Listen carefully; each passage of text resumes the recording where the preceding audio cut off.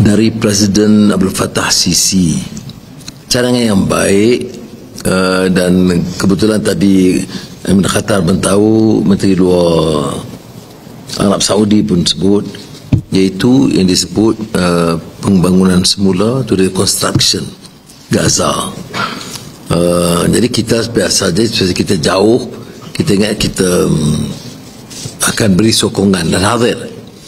Tetapi hari ini nampak lebih jelas dia minta kita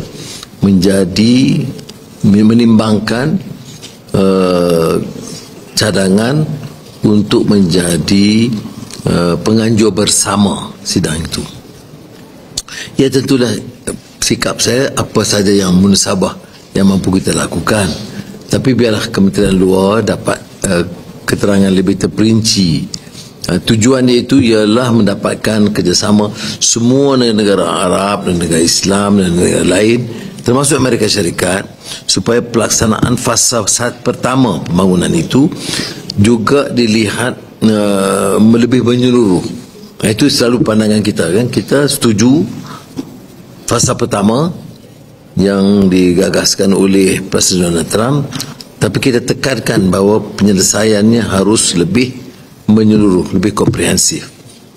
Itu yang selari dengan dasar kita.